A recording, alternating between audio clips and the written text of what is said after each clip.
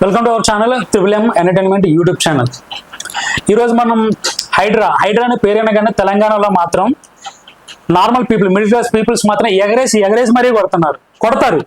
అలాంటి situation create అయింది ఈ రోజు మనం తెలంగాణలో చూస్తున్నాం కదా. మనం గత కొన్ని రోజులుగా ఏ న్యూస్ ఛానల్ ఓపెన్ చేసినా, ఏ ఛానల్ మనం చూస్తున్నా కానీ హైడ్రా గత కొన్ని రోజులుగా చూస్తున్నాం కదా. ఈ హైడ్రా అనే సంస్థ తెలంగాణలో అక్రమ కట్టడాలపైన ఒక యుద్ధమే చేస్తుంది అనుకోవచ్చు. యాక్చువల్గా ఈ యుద్ధం మన అక్కినేని నాగార్జున గారితో స్టార్ట్ అయింది ఈ యుద్ధం. బట్ ఇప్పుడు మాత్రం దాని తర్వాత ఈ డిమాలిష్ లో భాగంగా ఎవరైతే ఈ అక్రమ కట్టడాలు కట్టారో, చెరువుల చుట్టూ కబ్జా చేసి కట్టిన ఈ అక్రమ కట్టడాలు ఏవైతే ఉంటాయో, పెద్ద పెద్ద బిల్డర్స్ ఉన్నారో వీళ్ళందరూ ఉన్నారు కదా. సో వాళ్ళు జోలికి వెళ్లకుండా, రాజకీయ నాయకులు కూడా ఉన్నారు ఇంక్లూడింగ్, సో వాళ్ళ జోలికి వెళ్లకుండా సడన్లీ ఇట్లా మిడిల్ క్లాస్ పీపుల్ మీద పడిపోవడం అనేది కరెక్ట్ కాదు. యాక్చువల్లీ ఈ డిమాలిష్ అనే కాన్సెప్ట్ ఎక్స్ట్రాడినరీ కాన్సెప్ట్, ఇది నో డౌట్ అబౌట్ ఇట్. చాలా మంచి ఆలోచన ఈ డిమాలిష్ అంటే. అక్రమ కట్టడాలపైన ఉక్కుపాదం అనేది ఎక్స్ట్రాడినరీ. చెరువులను కబ్జా చేసి, భూములు కబ్జా చేసి కట్టిన ఈ కట్టడాలని, అక్రమంగా కట్టిన కట్టడాలని కూల్చేయడం అనేది చాలా మంచి కాన్సెప్ట్. బట్ దీనివల్ల ఈ రాజకీయ నాయకులు కానీ, బిల్డర్స్ కానీ, పెద్ద పెద్ద వాళ్ళు ఉన్న వాళ్ళందరూ వదిలేసి ఇప్పుడు సడన్ గా మిడిల్ క్లాస్ పీపుల్ మీద పడిపోవడం అనేది కరెక్ట్ కాదు 100%. ఎందుకంటే వాళ్ళకి టైం కూడా ఇవ్వలేదు. సడన్ గా మిడిల్ క్లాస్ పీపుల్స్ మీదకి వచ్చి వాళ్ళు ఇల్లు పడగొట్టడం అనేది కష్టం. అసలు 100% రాంగ్. రేవంత్ రెడ్డి గారు మీరు ఏదైతే అనుకున్నారో ఈ హైడ్రా ఇట్లా పడగొట్టేయడం అసలు 100% రాంగ్. మిడిల్ క్లాస్ వాళ్ళకి ఒక ఇల్లు కట్టుకోవడం అనేది ఒక పెద్ద డ్రీమ్. అసలు కొంతమంది జీవితాంతం కష్టపడిన ఇల్లు కూడా కట్టుకోలేరు. అలాంటిది ఎంతో కొంత పోజేషన్ తినగా ఉండి లేక వాళ్ళు కష్టపడి సంపాదించిన ఇల్లు కట్టుకుంటే సడన్ గా మీరు వచ్చి without information, without time, information ఇచ్చారో లేదో తెలియదు, మీరు ఇచ్చారంటున్నారు మీ గవర్నమెంట్. సో సఫర్ అయిన వాళ్ళు మాత్రం ఎలాంటి వితౌట్ ఇన్ఫర్మేషన్ మాకు వచ్చి ఇట్లా సడన్ గా కూల్చేయడం అనేది very wrong. And then actually ఈ హైడ్రా అనే సంస్థ అంటే అక్రమ కట్టడాలు ఏవైతే ఉన్నాయో, చెరువులు, ఎఫ్టీఎల్, బఫర్ జోన్, ఈ చుట్టుపక్కల ఇట్లా ఆక్రమించి కట్టిన బిల్డింగ్స్ ని కూల్చేయడం దీని గోల్ అనమాట. అక్రమ కట్టడాలు ఉండకూడదన్న కాన్సెప్ట్ తో రేవంత్ రెడ్డి గారు ఈ హైడ్రా అనే సంస్థ నిర్మించారనమాట. యాక్చువల్లీ హైదరాబాద్ లో 185 చెరువులు ఉన్నాయి. సో ఇవన్నీ ఇప్పుడు ఉన్నాయా లేదా ఇప్పుడు మనకి తెలియదు. అండ్ దెన్ త్రూఅవుట్ తెలంగాణ మొత్తం 6,000 చెరువులు, ఇంక్లూడింగ్ మ్యాన్ మేడ్ చెరువులు ఉంటాయి కదా, లైక్ వాటర్ స్టోరేజ్ చేసుకోవడానికి ఫార్మర్స్ కానీ, ఫార్మింగ్ ల్యాండ్ లో కొన్ని చెరువులు ఉంటాయి కదా, ఇంక్లూడింగ్ అన్ని చెరువులు కలిపి తెలంగాణలో ఆల్మోస్ట్ 6,000 లేక్స్ ఉన్నాయి. ఇంత సడన్ గా వాళ్ళు ఇట్లా ఇల్లు కట్టుకున్న ఇల్లుని పడగొట్టేసారు. చిన్న చిన్న షాపులు, చిన్న మిడిల్ క్లాస్ వాళ్ళు జాబులు చేసి కట్టుకున్న ఇల్లు పడగొట్టడం అనేది 100% రాంగ్ అన్న రేవంత్ అన్న. ఇది 100% రాంగ్. ఇది అసలు ప్రజలకి అండగా ఉండాల్సిన ప్రభుత్వాలే ఈరోజు ప్రజలకు ఎదురు తిరిగి ఏమైనా కానీ ఇది జరగాలని ఒక ప్రజలకి ఓన్లీ ఓట్లేసి గెలిపించిన ప్రజలకి ఎదురు తిరిగితే ఇంకా ఈ ప్రజలు ఎవరి దగ్గరికి వెళ్ళాలి, ఎవరితో చెప్పుకోవాలి? వాళ్ళకి ఎలాంటి రైట్స్ ఉంటాయి, వాళ్ళకి ఎలాంటి సపోర్ట్ ఉంటుంది? సపోర్ట్ ఇవ్వాల్సిన గవర్నమెంట్ తీసుకొచ్చి రోడ్డు మీదకి ఈడ్ చేస్తే ఇంకా దేవుడికి మొరపెట్టినా కానీ ఉపయోగం లేదు. దేవుడు కూడా తీర్చలేరు కష్టాలు, వీళ్ళ కన్నీళ్ళు. మీరు చేస్తున్నది 100% రాంగ్ అన్న. చిన్న పిల్లడు కూడా చెప్పారు ఇప్పుడు తెలంగాణలో. అసలు సామాన్లు తీసుకున్న టైం కూడా ఇవ్వకుండా ఇట్లా ఇల్లు కూల్చేయడం అనేది అసలు ఎవరిచ్చారన్నా? A fundamental rights, A rights ఉందో కాన్స్టిట్యూషన్ చెప్పిందా, లేకపోతే మీ గవర్నమెంట్ ఏమైనా తీసుకొచ్చిందా ఇట్లాగా? అంటే ఇప్పుడు ఇలాంటి ఈ సిచ్యువేషన్ బట్టి అనిపిస్తుంది ఒక పార్టీ మీద ఉన్న కక్ష కానీ, ఒక పార్టీ మీద కానీ, ఒక పార్టీ నాయకుల మీద ఉన్న కక్షని ఇట్లా ప్రజల మీద తీర్చుకుంటున్నారనేసి అనుకుంటున్నారు జనం. మీకు ఇతర పార్టీలకి, వాళ్ళ నాయకులకి చాలా గొడవలు అండి, జనాలకి అందరికీ తెలిసిందే. దాన్ని అడ్వాంటేజ్ తీసుకొని ఆ కక్షని ప్రజల మీద రుద్దడం అనేది, ప్రజలను బాధపెట్టడం అనేది, ప్రజలను హింసించడం అనేది 100% రాంగ్. 100కి 200% రాంగ్. ఈ డిమాలిష్ అనేది కాన్సెప్ట్ ఏదైతే మీరు తీసుకొచ్చే ముందు మీకు ఆల్రెడీ తెలుసు అక్రమ కట్టడాలు మనం తీసేయాలి, కూల్చేయాలి, ఏమి ఉండకూడదు అనేసి, చెరువుని కాపాడాలా, ఎన్విరాన్మెంట్ ని కాపాడాలా అనేది మీ లక్ష్యం, ఏదో what ever it is. But మీరు కూల్చే ముందు ఆల్రెడీ మీ దగ్గర ఒక లిస్ట్ ఉంటుంది. ఎవరెవరు బిల్డింగ్స్ కూల్చాలో, ఎక్కడెక్కడ ఏ ఏరియాలో ఉన్నాయో, ఎక్కడెక్కడ కబ్జాలు గురైనాయో, అలాంటి ఇళ్ళన్ని కూల్చే ముందు అట్లీస్ట్ మీరు ఒక జియో తీసుకొచ్చి దాని మీద వర్క్ చేయాలి. ఎట్లా అంటే మీరు ముందుగానే వాళ్ళకి పక్కా ఇల్లు కట్టించి ఉండాల్సింది. పక్కా ఇల్లు కట్టించి అప్పుడు మీరు ఈ కాన్సెప్ట్ ఏదైతే ఉందో హైడ్రా సంస్థను తీసుకొచ్చి డిమాలిష్ చేస్తున్నారు కదా, అది చేస్తే ఒక అర్థం ఉండేది, చాలా మంచి జరిగేది దీనివల్ల. కానీ సడన్లీ మీరు చేస్తున్న దాంట్లో ఓన్లీ మీరు అనుకున్నారు, అంటే మీ సైడ్ నుంచి మీరు అనుకున్నారు ఇది మంచిది, చాలా పాజిటివ్ ఉంటది, నేను చేసేది మంచి పని అని మీరు అనుకున్నారు. కానీ మీరు చేసే ఈ మంచి పని వల్ల మొత్తం కంప్లీట్ గా తెలంగాణ ప్రజల్లో మిడిల్ క్లాస్ పీపుల్ మొత్తం సఫర్ అవుతున్నారు. ఈ రోజు ఏడుస్తున్నారు, రోడ్డు మీదకి తీసుకొచ్చేసారు మీరు. వాళ్ళు పక్కా షెల్టర్ ప్రిపేర్ చేసి పక్కా బిల్డింగ్స్ కట్టించి వాళ్ళకి ఈ హైడ్రా పేరుతో ఈ హైడ్రా సంస్థను పంపించి మీరు బిల్డింగ్స్ కూల్ చేయాలి. సడన్ గా వెళ్ళి కూల్ చేస్తే వాళ్ళు మాత్రం ఏం చేస్తారు? ఎక్కడ పోతారు? చిన్న పిల్లలు, చంటి పిల్లలు, ముసలోళ్ళు, ఆడవాళ్ళు, లేడీస్ ఎక్కడికి వెళ్తారు? ఎక్కడ బతుకుతారు? ఎక్కడ తింటారు? ఎక్కడ పడుకుంటారు? అసలు లేడీస్ ఎలా బతుకుతారు? అసలు మినిమం ఏమన్నా అసలు కామన్ సెన్స్ ఉందా రేవంత్ అన్న నీకు? అసలు ఈ పని ఎట్లా చేస్తున్నావు ఇంతగా? ఓట్లేసిన ప్రజలను నువ్వు ఇట్లా రోడ్డు మీద తీసుకొస్తే నిన్ను ఎట్లా నమ్ముతారు ప్రజలు?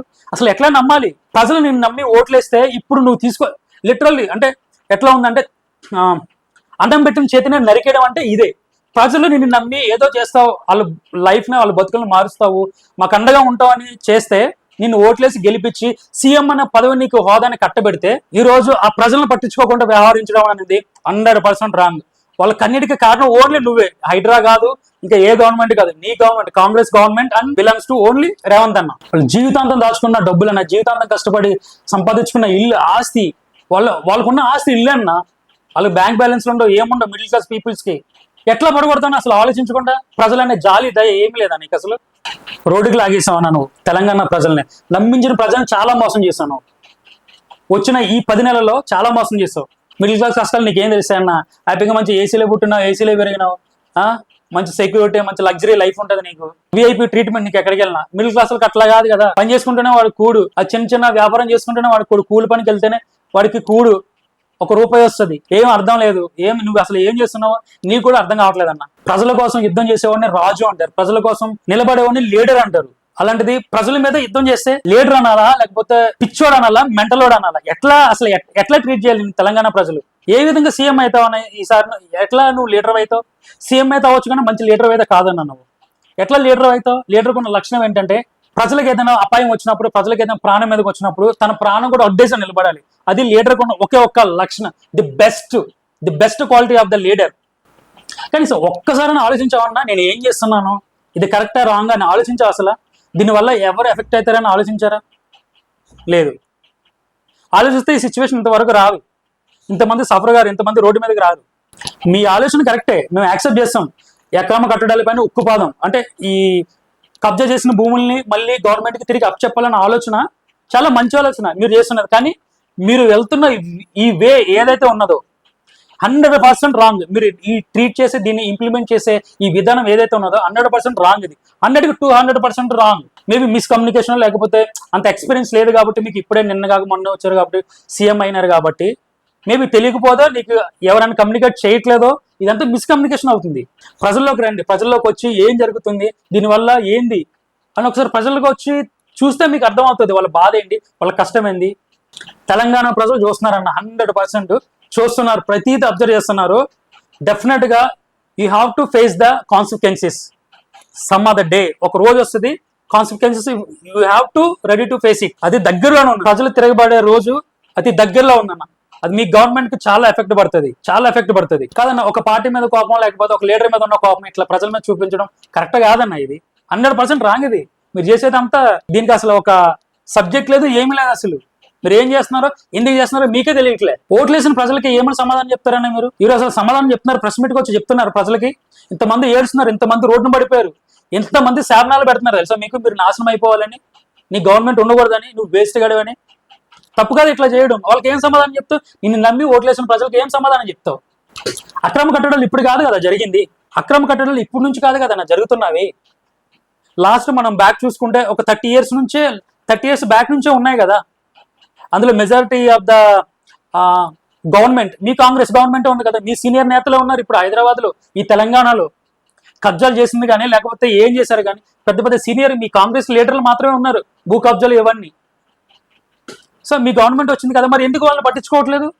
ఫస్ట్ వాళ్ళ మీద యాక్షన్ తీసుకోవాలి కదా.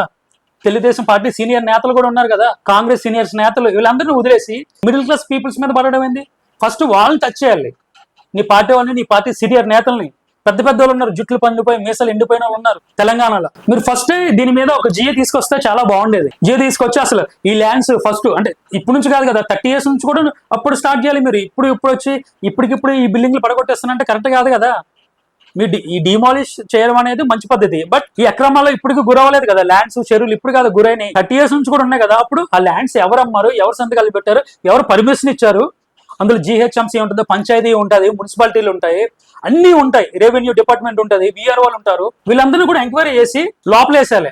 యాక్చువల్గా లోపలేస్తే తెలంగాణలో సగం గవర్నమెంట్ మొత్తం లోపలే ఉంటుంది. వాళ్ళని అరెస్ట్ చేయాలి, వాళ్ళు లోపలేయాలి. అండ్ దెన్ మీరు పడగొట్టే ముందు ఈ ఎవరైతే బయర్స్ ఉన్నారో ఈ బయర్స్ కి మాత్రం పక్కా వాళ్ళు అమౌంట్ వాళ్ళకి మళ్ళీ రీఫండ్ ఇప్పించాల్సి మీరు. ఆ రెస్పాన్స్ మీరు, ఎందుకంటే మీరు పడగొట్టే రెస్పాన్స్ తీసుకున్నప్పుడు మీరు వాళ్ళు నిలబెట్టే రెస్పాన్స్ కూడా మీరు తీసుకోవాలి. వాళ్ళు ఎవరి దగ్గర కొన్నారు, వాళ్ళు ఎంత లాస్ అయ్యారో ఆ అమౌంట్ వాళ్ళు సెటిల్ చేయాలి, మీరు మళ్ళీ గివ్ బ్యాక్ చేయించాలి. మీరు అలా ఏమి చేయకుండా ఓన్లీ నేను పడగొడతానంటే ఇది ఎంతవరకు కరెక్ట్? మనం వేసే ప్రతి వాడికి ఒక నెగిటివ్ ఉంటుంది, ఒక పాజిటివ్ ఉండొచ్చు, కానీ ఆ రెండింటిని బ్యాలెన్స్ చేయాలి. అదే లీడర్కి ఉన్న క్వాలిటీ. డెఫినెట్ గా మీరు వాళ్ళ డబ్బులు వాళ్ళకి ఇప్పించాల్సిందే. ఇప్పించి వాళ్ళకు ఒక దారి చూపించి, ఒక ఆధారం చూపించి, మీరు పక్క మీ గవర్నమెంట్ సైడ్ నుంచి కూడా కొంత చూసి, కొంత వాళ్ళకి సపోర్ట్ ఇచ్చి, ప్రజలకి కొంత పక్క ఇల్లు ఏర్పాటు చేసి, అప్పుడు ఈ కబ్జాలకు గురైనవి మాత్రం తీసేయాలి, పడగొట్టాలి. అప్పుడు దానికి మీరు చేసే ఈ పనికి అర్థం ఉంటుంది.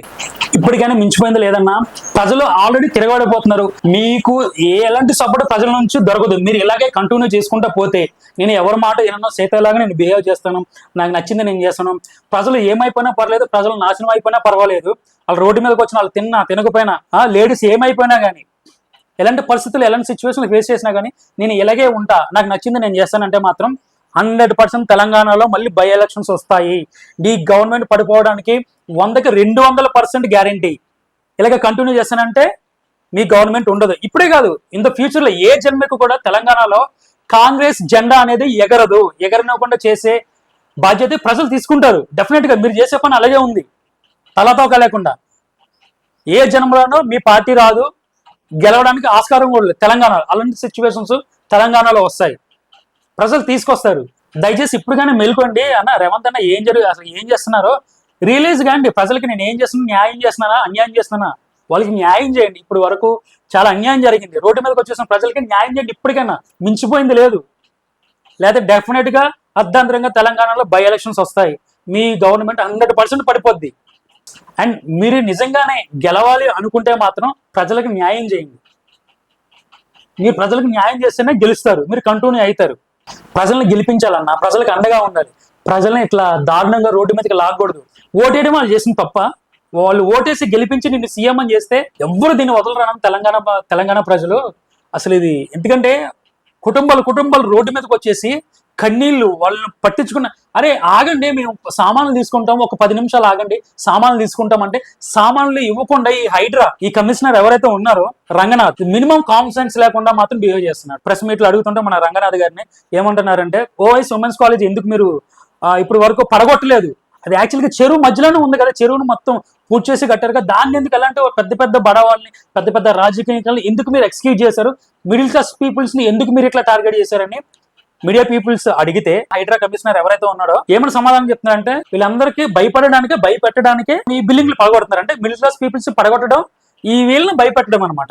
అసలు ఏం మాట్లాడుతున్నారు ఈ కమిషనర్ అయినా కానీ బుర్ర లేకుండా మాట్లాడాడు. నాకైతే లిటరలీ నవ్వు వచ్చింది. పెద్ద నాయకుల్ని, అక్రమ కట్టడాలు కట్టిన ఈ రాజకీయ నాయకులు, పలుకుబడి ఉన్న వాళ్ళని భయపెట్టడానికి మిడిల్ క్లాస్ పీపుల్స్ ని ఎరగా వాడుతున్నారు అనమాట. ఏం మాట్లాడుతున్నారు అసలు అర్థం అవుతుందా?